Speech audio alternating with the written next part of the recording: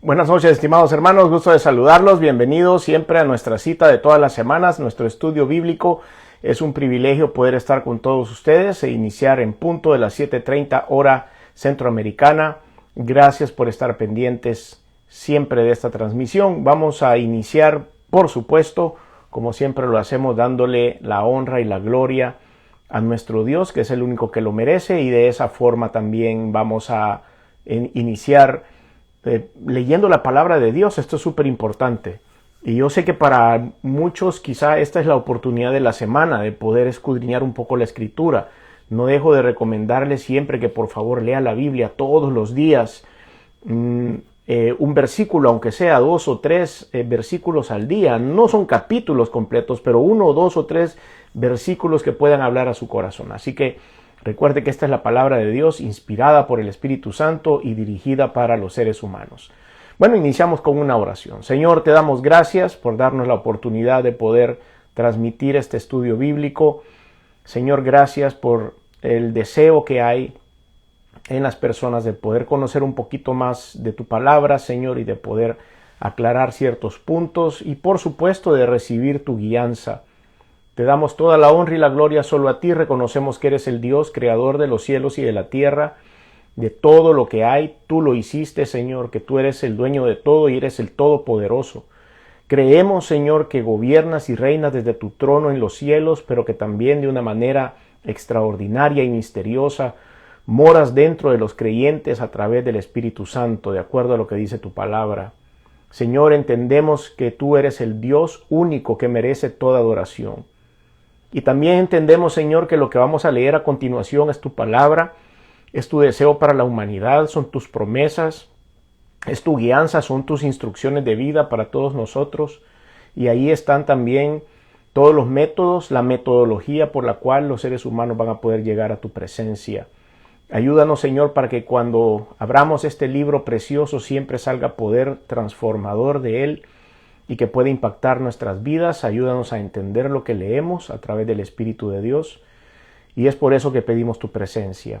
La unción del Espíritu Santo, la guianza, el denuedo, el entendimiento que sea abierto por el Espíritu de Dios para todos nosotros. Dejamos estos minutos en tus manos, dándote gracias, Señor, por lo que nos vas a decir. En el nombre de Jesús. Amén y amén. Bueno, a todos muchas gracias una vez más por conectarse. Vamos a ir a una porción de la Escritura complicada de analizar. No es fácil analizar esta porción de la Biblia. Por supuesto, no vamos a analizar todo el capítulo, sino que vamos a ir un poco al grano porque queremos compartir o hacer 3 aplicaciones de lo que vamos a leer. Estamos hablando, por supuesto, de Mateo capítulo 24.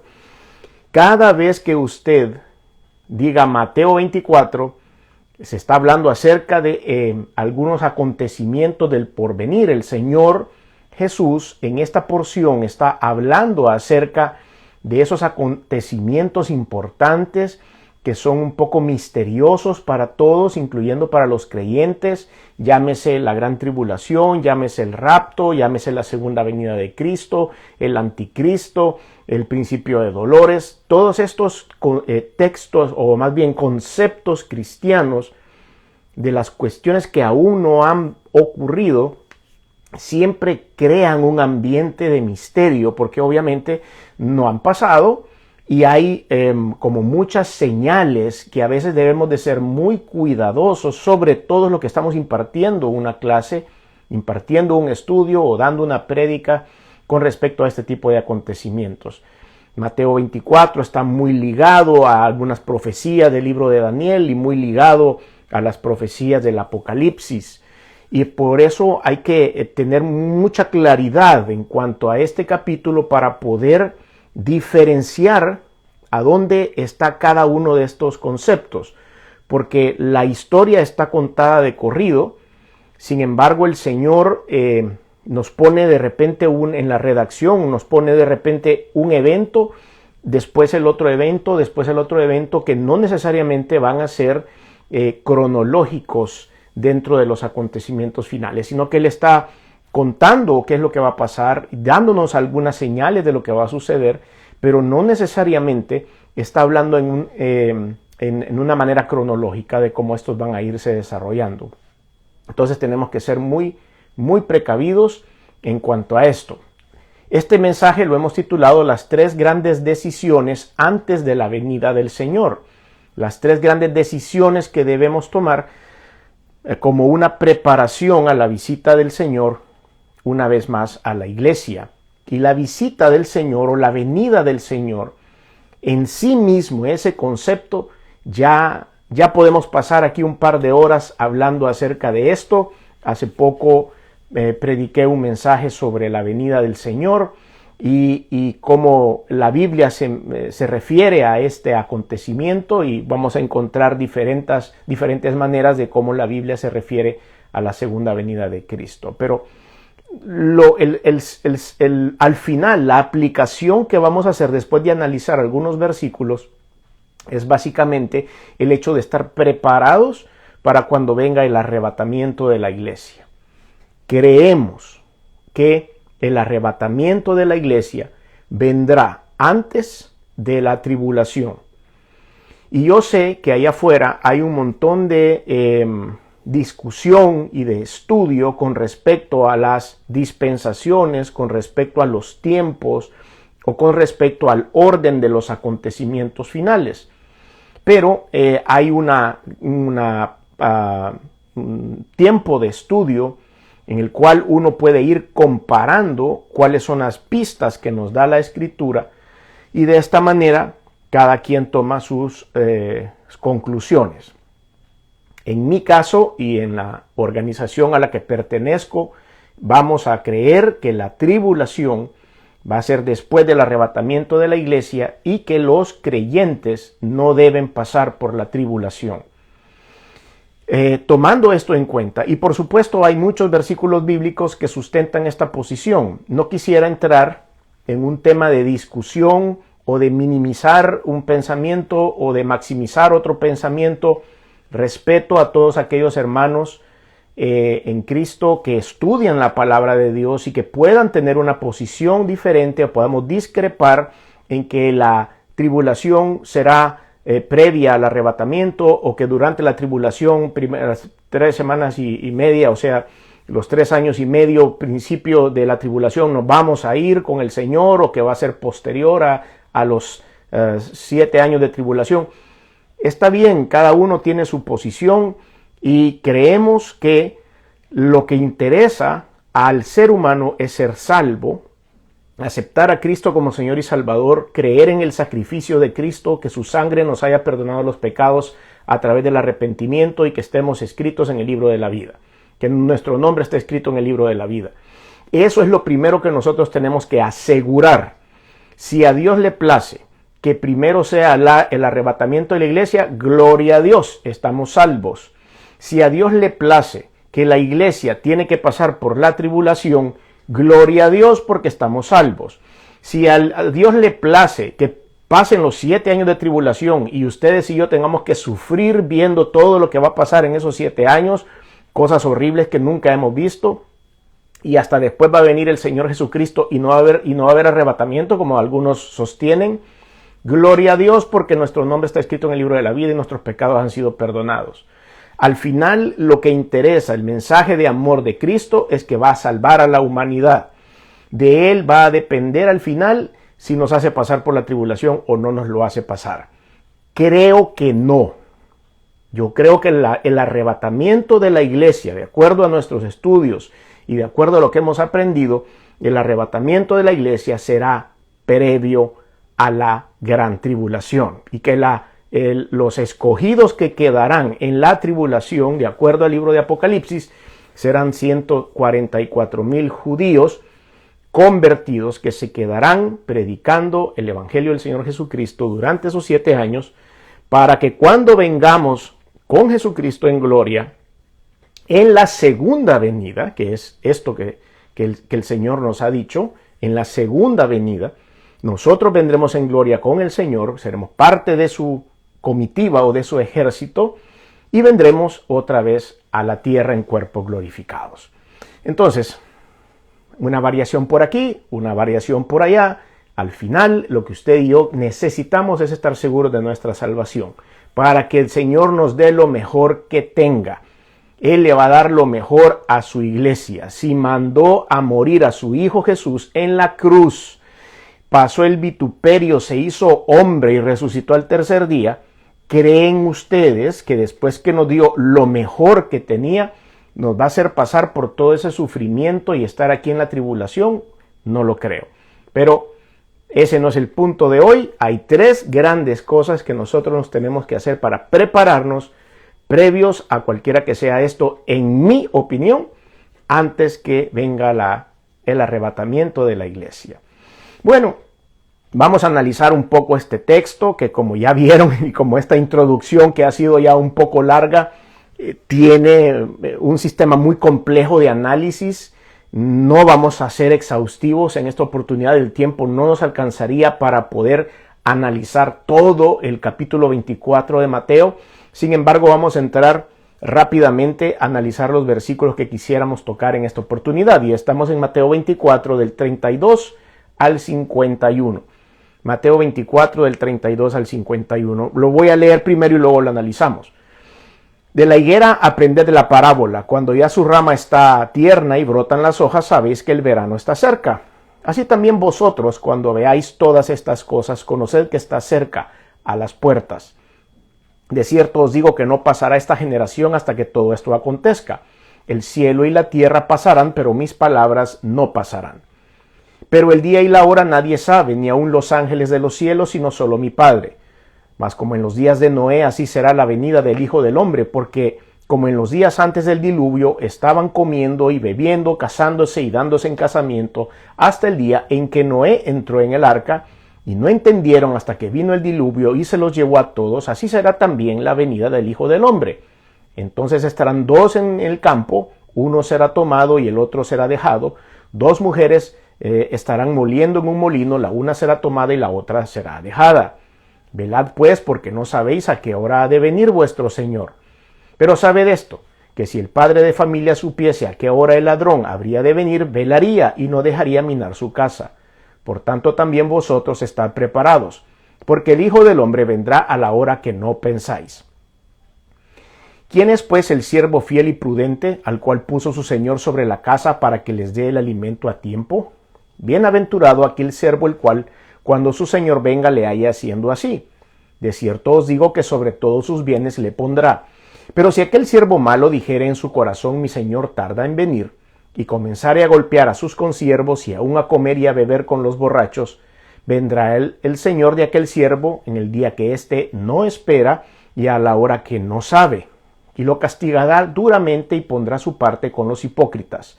Ahí será el lloro y el crujir de dientes. Bueno, vamos a hacer un pequeño análisis sobre esto y nos vamos a la Escritura. Y en la primera parte de estos versículos que ahora hemos compartido, que es el versículo 32, el Señor va jalando una idea que ya trae desde los versículos anteriores. Cuando ustedes toman el capítulo 24, el libro de Mateo, hay unos títulos, ¿verdad? Esos títulos son agregados por los estudiosos o los eruditos estudiosos de la palabra. La Biblia original en sus textos originales no tiene capítulos ni versículos, ni mucho menos esos títulos. Se han agregado como una referencia para poder encontrar de qué se está hablando. Entonces, acá dice, de la higuera aprended la parábola, cuando ya su rama está llena y brotan las hojas, sabéis que el verano está cerca. Nosotros estamos hablando de un evento acá. Así también vosotros, cuando veáis que todas estas cosas, conoced que está cerca y a las puertas. De cierto os digo que no pasará esta generación hasta que todo esto acontezca. Hay algunas personas que han dicho, bueno, aquí está hablando de un evento y nos está diciendo que está usando una simbología de la higuera. Y dice que cuando la higuera ya tiene su rama tierna, quiere decir que el verano se acerca. Dice, quiere decir que ya está pronto a dar su cosecha. Esa lo busca y nos está diciendo, vean la higuera desde el punto de vista espiritual, vean los eventos y los acontecimientos que están sucediendo y de esa manera saquen su conclusión. Tenemos algo bien claro y creo que coincidimos la mayoría de corrientes de pensamiento deberíamos coincidir. El que no coincide sencillamente no sabe nada de la Biblia, en que nosotros no podemos predecir en qué momento el Señor va a venir o en qué momento se irá a desarrollar la gran tribulación. Nadie lo sabe y sería una herejía de parte de cualquier estudioso bíblico siquiera hacer un pequeño cálculo, porque el Señor fue claro y dijo: nadie lo sabe, ni yo, ni los ángeles, solo lo sabe el Padre. Es una información que está reservada únicamente para cuando Dios quiera presionar el botón rojo en el cielo para que se desaten todos estos eventos. Solo Él sabe. Entonces ninguno de nosotros debería osar siquiera calcular 2 más 2 para poder entrar en el juego de poder entender cuándo esto va a suceder.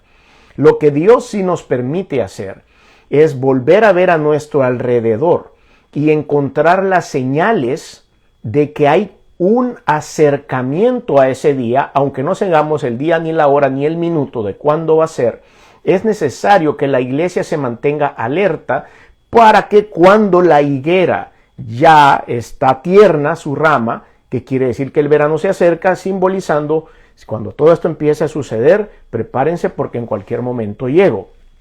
Entonces, esta porción del versículo 32, escuche bien, está relacionada a una porción del capítulo 1, del versículo 1 del capítulo 24. Cuando nosotros vemos el versículo 1 del capítulo 24, dice el Señor: cuando Jesús salió del templo y se iba, se acercaron sus discípulos para mostrarle los edificios del templo. Estaban caminando cerca del edificio. Respondiendo él les dijo: ¿veis todo esto? De cierto os digo que no quedará aquí piedra sobre piedra que no sea derribada. En esta escena inicia el capítulo 24 y el Señor está hablando del templo.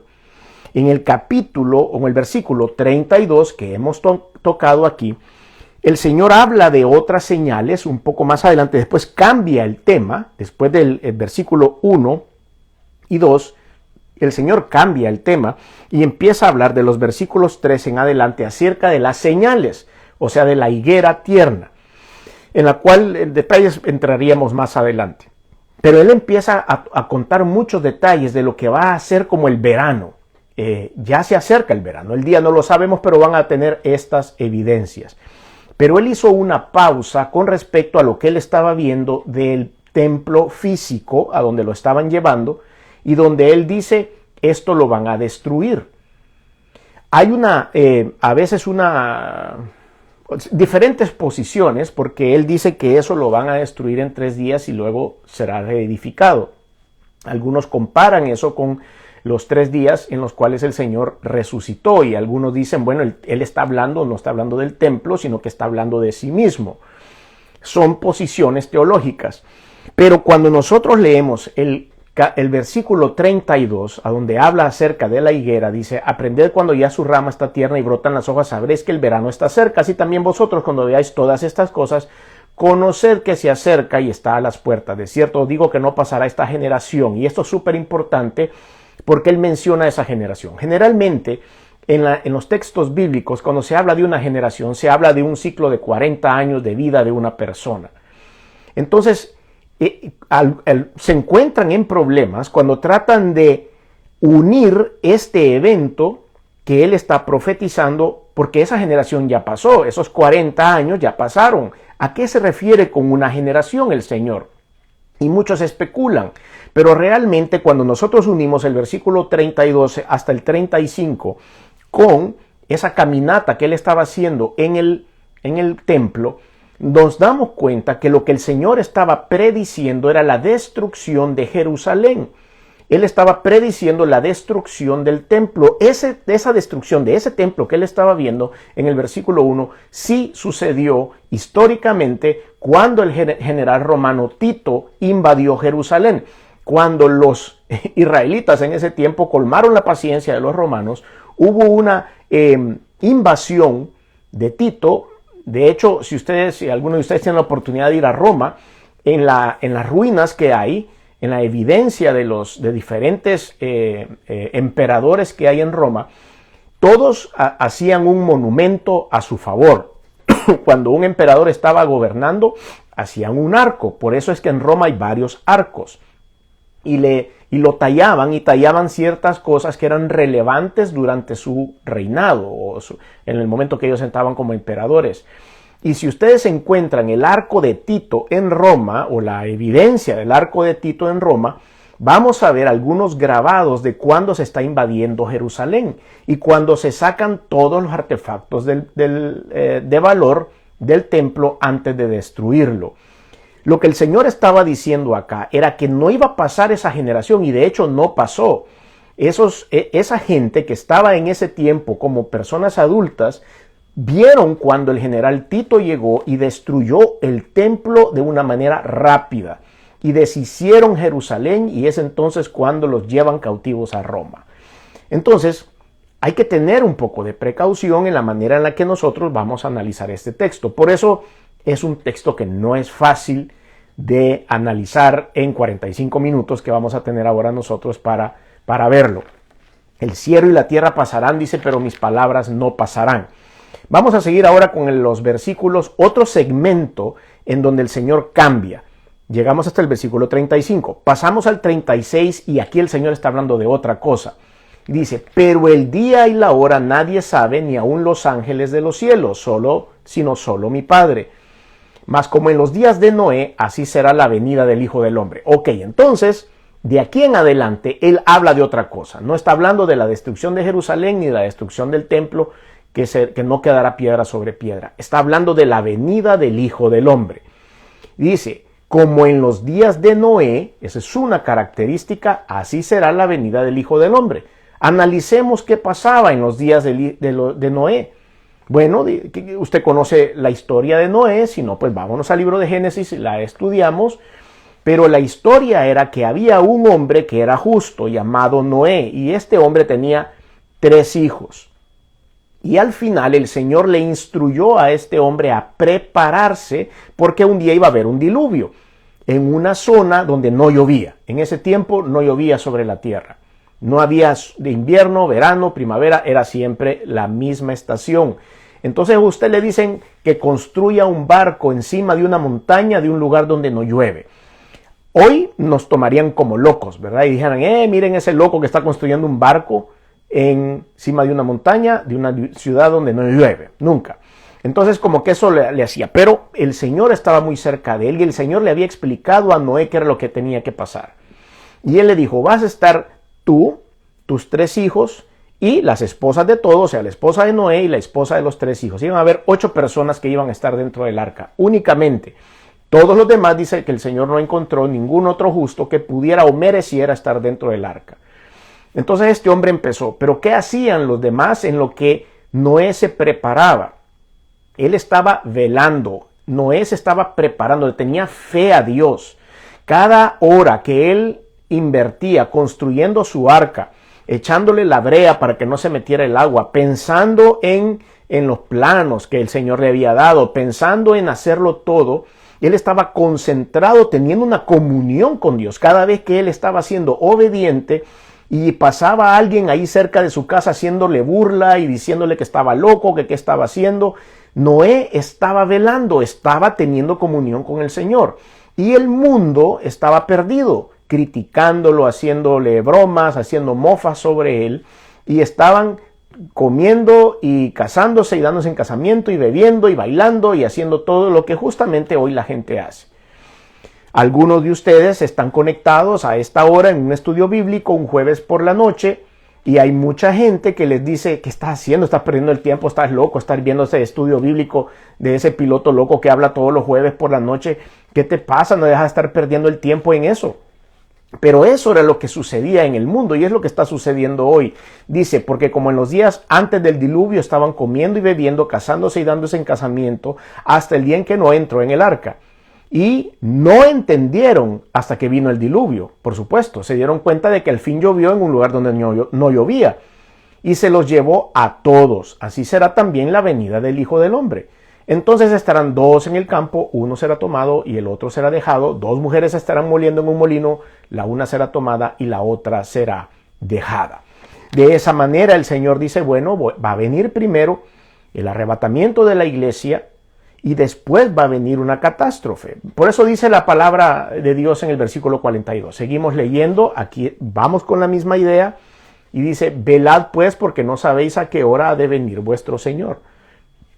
Pero sabed esto, que si el padre de familia supiese a qué hora va a entrar el ladrón, entonces dice, velaría y no dejaría minar su casa. Entonces, ¿qué pasa? El Señor dice, bueno, si ustedes supieran qué día voy a llegar, dejan de pecar 10 minutos antes.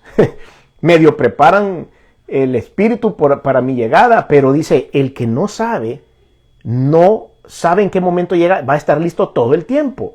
Por tanto, dice, también vosotros estad preparados. No sé cuándo voy a llegar, ustedes estén preparados, tengan la maleta hecha, ustedes tengan los zapatos puestos, ustedes estén a cero pecados en ese momento, porque voy a llegar en el momento que ustedes menos lo... Si yo les avisara, entonces se preparan 10 minutos antes. Porque el Hijo del Hombre vendrá a la hora que no pensáis. Versículo 45. ¿Quién es pues el siervo fiel y prudente, el cual puso su Señor sobre su casa para que les dé el alimento a tiempo? ¿Quién será? Versículo 46. Bienaventurado, dice, más que bendecido. Eso quiere decir la palabra bienaventurado. Aquel siervo el cual cuando su Señor venga le halle haciendo así.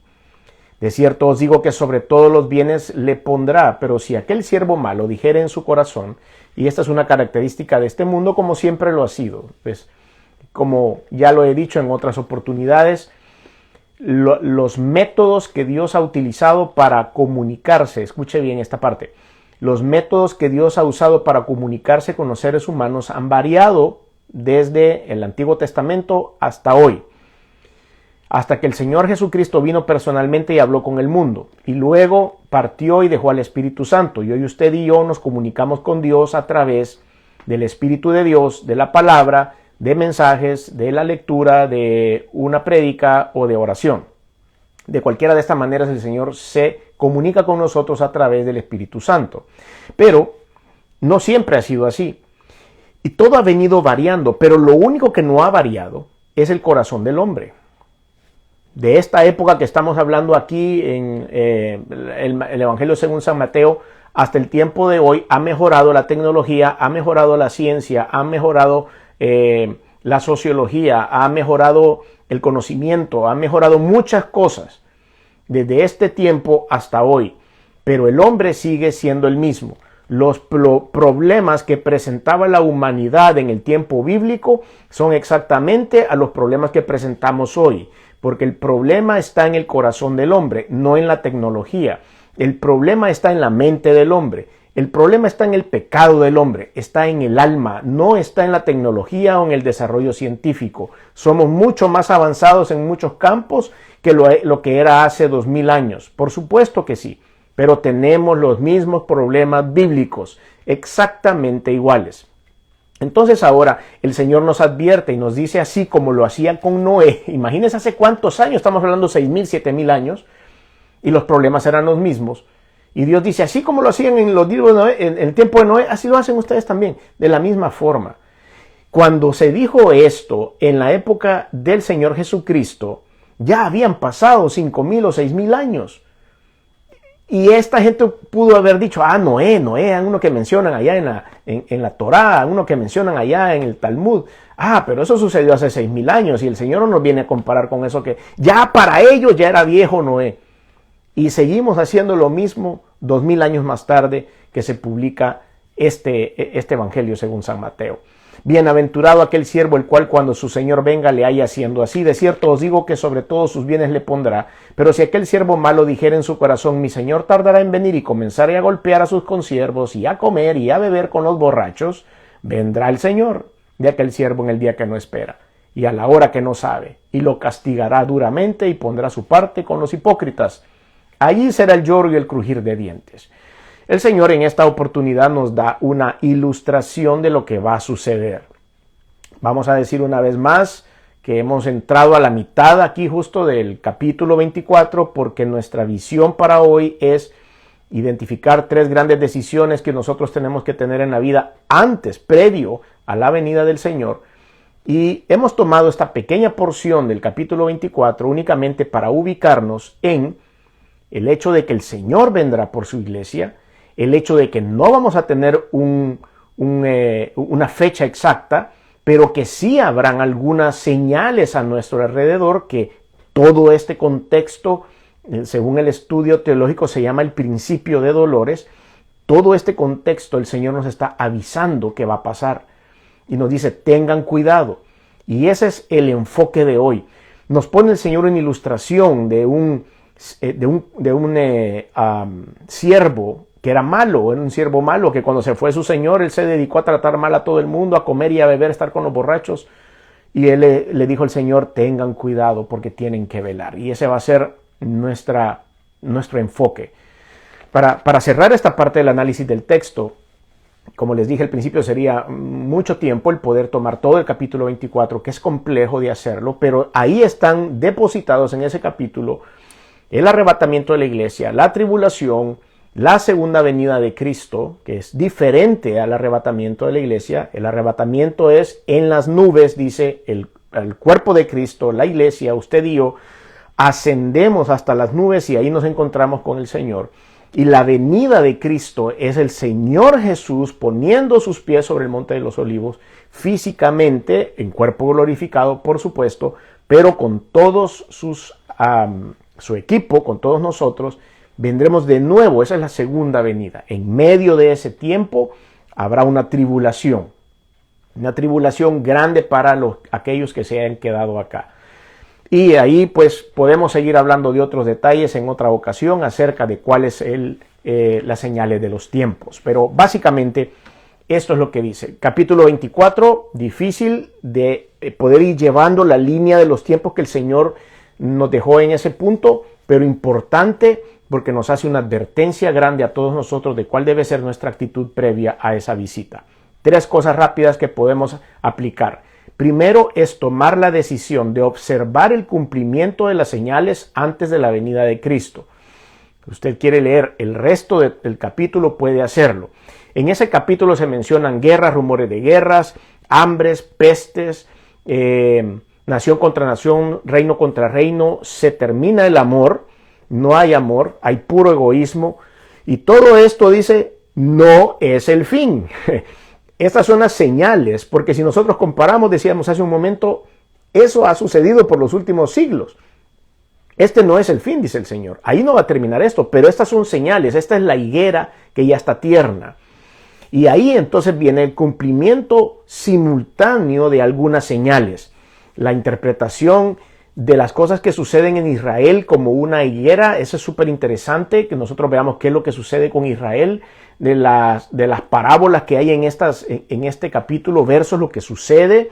Por eso es interesante estar al día con las cosas que están pasando en el mundo, sobre todo en el área del Medio Oriente.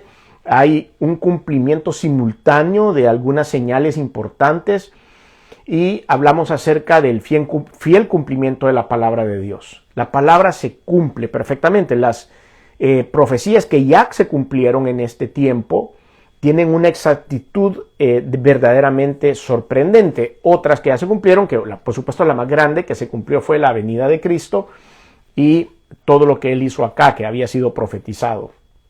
La profecía y la historia, digamos en Isaías 42 del 8 al 9, dice, yo Jehová, este es mi nombre, y a otro no daré mi gloria ni mi alabanza a esculturas. He aquí se cumplieron las cosas primeras y yo anuncio cosas nuevas antes que salgan a luz y yo os las haré notorias. El Señor lo avisa. Entonces, lo primero que debo de hacer, hermanos y amigos, es la decisión de observar el cumplimiento de las señales antes de la venida de Cristo. Estar alerta, investigar, escuchar, indagar, leer la palabra de Dios y saber cuáles son estas señales. La segunda es la decisión de observar la condición moral de la sociedad antes de la segunda venida. Él nos da unos ejemplos con la gente en el tiempo de Noé. Tenemos que observar cómo se comporta. Hemos perdido el sentido común. Hemos perdido el sentido de lo que es real y lo que es irreal. Hay personas que se consideran, nacieron como hombres y nacieron como mujeres, pero se consideran otra cosa. Pero cuando el hombre que es nacido hombre, pero se siente mujer, tiene que ir al urólogo y tiene problemas de próstata, no es otra cosa más que hombre. Aunque él piense que es perro, aunque él piense que es una piñata o piense que es una mujer, él es perro porque fue donde un urólogo porque tenía problemas de la próstata. Y cuando la mujer que se siente hombre o que se siente gato o que se siente árbol o lo que sea, tiene que ir al ginecólogo a pasar consulta porque tiene problemas en los ovarios, no es otra cosa que una mujer. Piense lo que piense o ella quiere hacerse sentir lo que se quiera sentir. Si quiere ser árbol y sentirse árbol está bien, pero va a tener que ir a pasar consulta donde un ginecólogo porque sus órganos naturales de mujer están dándole problemas. Entonces, ¿a dónde perdemos nosotros el sentido común? No es lo que yo quiera hacer, es lo que soy. Eso es lo que yo debo aceptar para que Dios no se enoje con su creación. Eso es lo que Dios nos dio y nos hizo perfectos y agradables ante sus ojos. Entonces, vemos que nosotros empezamos a observar la decisión o tomamos la decisión de observar la condición moral de nuestra sociedad y ahí nos daremos cuenta de verdaderamente si estamos cerca o no estamos cerca, si la higuera está o no está tierna. Y la última decisión es escoger vivir en santidad o a unirnos a este tipo de cuestiones anormales, muchas otras. He puesto un ejemplo de las mujeres y los hombres ahora, pero hay muchas otras cosas. Hay tráfico de órganos, secuestran a las personas y les abren el cuerpo para robarles sus órganos y venderlos. Hay pederastía, hay abuso de niños, hay tráfico de menores, hay tráfico de estupefacientes que son letales y no les importa matar a un montón de gente con tal de hacer su dinero. Hay 100,000 cosas que usted puede decir no puede ser. Y yo decido aceptar o no aceptar. Yo decido normalizar el pecado o no normalizar el pecado. Yo decido decir, está bien, hay que hagan lo que quieran, de todas maneras todos los gobiernos son corruptos, pero que roben poquito. Ahí estoy normalizando la corrupción. Entonces, decido estar con ellos o no decido estar con ellos. Decido enfocarme en construir mi arca para cuando caiga la lluvia, o decido realmente ser parte de lo que el mundo necesita o lo que quiere. Nosotros tenemos que enfocarnos en Cristo. Nosotros tenemos que enfocarnos en lo que Dios quiere. Así que estas 3 decisiones, una vez más, escoger vivir en santidad o no, escoger que nosotros podamos identificar la condición moral de nuestro alrededor o observar el cumplimiento de las señales que el Señor ha puesto en la palabra de Dios. El gran reto que nosotros tenemos es leer la Biblia y encontrar en ella muchas de las cosas importantes que Dios quiere que sepamos, sobre todo en la preparación para su segunda venida. ¿Qué creemos? Creemos que Cristo viene pronto. Algunos dirán, bueno, eso se ha predicado por los últimos 2000 años. Así es, creemos que Cristo viene pronto. 1000 años es como un día y un día es como 1000 años para el Señor. O sea que puede ser que ya pasaron 2 días y el Señor esté próximo a venir. Es su decisión. No pretendemos nosotros decir fecha y hora.